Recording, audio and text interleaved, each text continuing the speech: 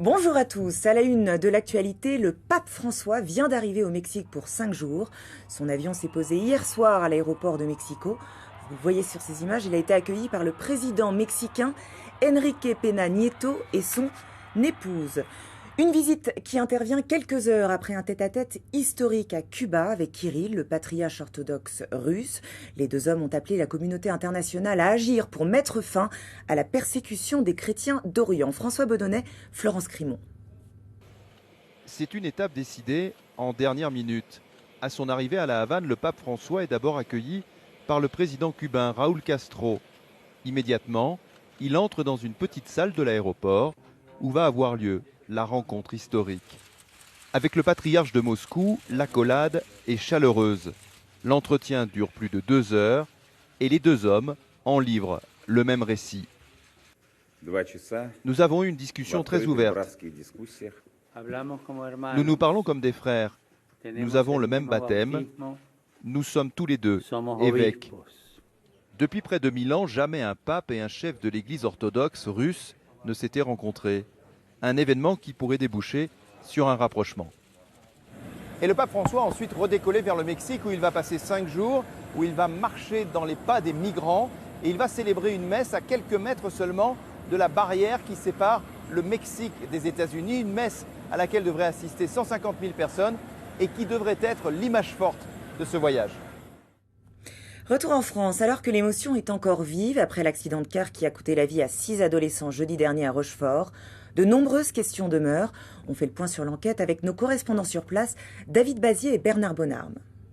C'est aujourd'hui que le chauffeur de camion devrait être déféré devant un juge à La Rochelle avec une probable mise en examen pour homicide involontaire.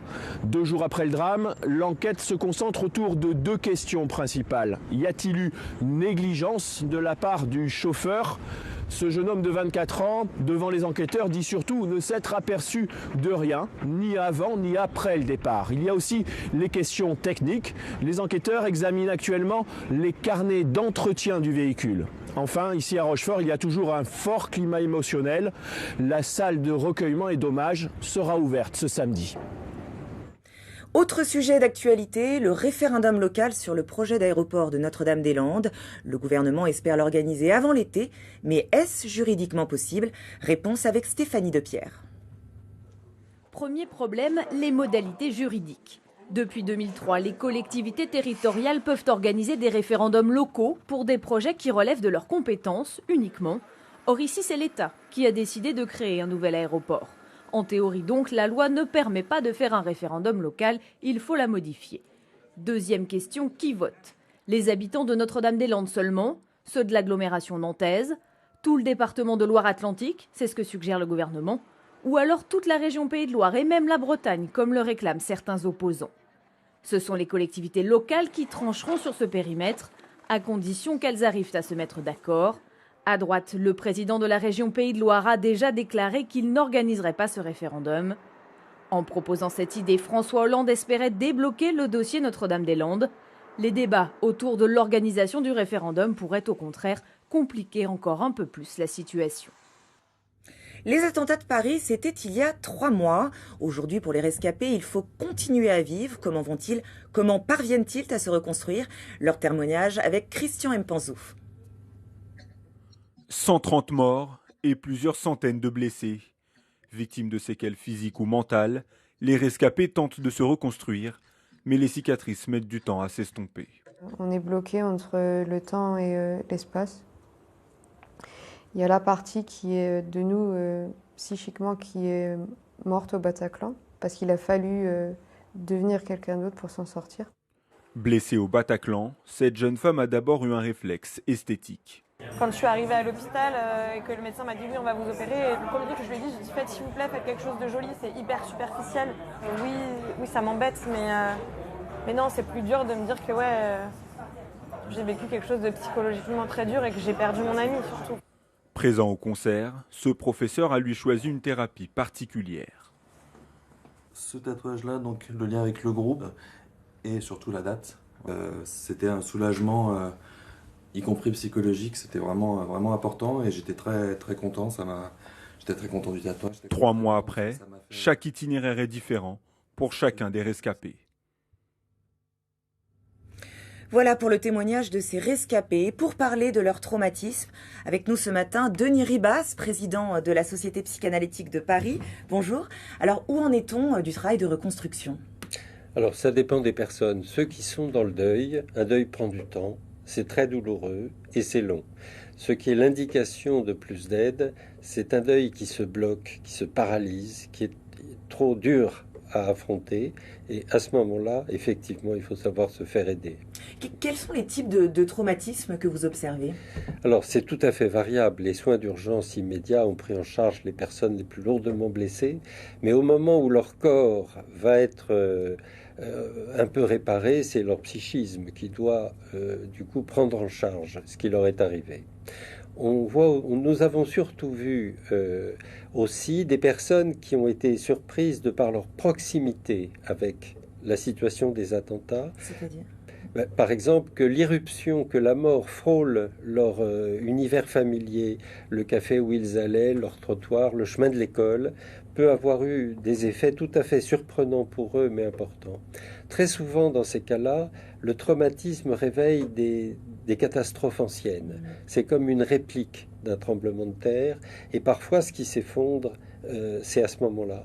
Et donc ces personnes sont à ce moment-là plongées dans l'angoisse et l'inhibition, et ne comprennent pas. Alors la Société psychanalytique de Paris propose des consultations gratuites.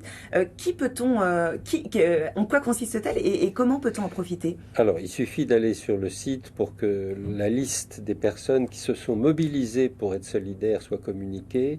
De la même manière, il y a un centre de consultation et de traitement psychanalytique à Paris qui est disponible et il suffit simplement de prendre contact pour être reçu et savoir si l'indication d'un traitement plus long est utile et avoir à ce moment-là une orientation. Donc ce qui est utile à ce moment-là, c'est de sortir des mécanismes de survie psychique que les traumatismes convoquent. Ce sont des mécanismes utiles. Ils aident à ce que le psychisme tienne ensemble, mais il faut en sortir un jour. C'est-à-dire il faut qu'à la survie reprennent la vie psychique. Merci beaucoup Denis Ribas. Et j'ajoute que pour soutenir la Société psychanalytique de Paris, une représentation unique du spectacle de Nathalie Joly, Je ne sais quoi, aura lieu demain. Ce sera à 17h au théâtre Adiar à Paris. Une soirée dédiée aux victimes des attentats. Les 31e victoires de la musique, c'était hier soir au Zénith de Paris. Et vous allez le voir, le palmarès est plutôt éclectique. Le récit de Claudia Le Désert avec Christophe Hérault et Alexis Fischer. Après son César pour La Famille Bélier, Louane remporte la victoire de l'album Révélation à 19 ans. Décidément, un palmarès placé sous le signe de la jeunesse, puisque c'est Vianney qui est nommé artiste masculin de l'année à la veille de son 25e anniversaire. Les Niçois Ifen Ifen, moyenne d'âge 22 ans, ont mis le feu au Zénith de Paris. Le groupe reçoit la victoire de la Révélation scène.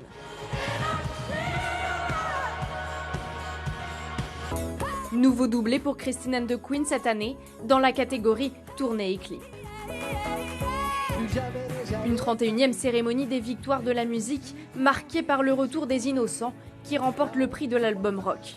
Yael Naïm, elle, est sacrée artiste féminine de l'année. Johnny Hallyday, en concert à Périgueux plus tôt dans la soirée, est arrivée à temps pour recevoir la victoire de l'album de chansons. C'était important pour moi parce que c'est pas un album que j'ai l'habitude de faire. C'est un album beaucoup plus personnel. Au total, 12 récompenses ont été décernées. Des hommages rendus à Bowie et Michel Delpech dans une soirée dédiée aux victimes des attentats du 13 novembre. De chassé-croisé des vacances d'hiver. Au niveau national, la journée est classée orange par Bison Futé et noire en Rhône-Alpes, dans le sens de la montée vers les stations. Prudence donc si vous comptez prendre la route aujourd'hui. Des perturbations à prévoir également à l'aéroport de Roissy. La police aux frontières multiplie les contrôles au point de retarder quelques embarquements d'avions. Un excès de zèle des fonctionnaires pour faire entendre leur mécontentement. Parmi leurs revendications, des questions de primes salariales pour ceux qui sont affectés en région parisienne. C'est la fin de cette édition. Prochain rendez-vous avec l'actualité à 8h avec Sophie Gastrin. Mais tout de suite, la météo de Tania Yang. embarqué.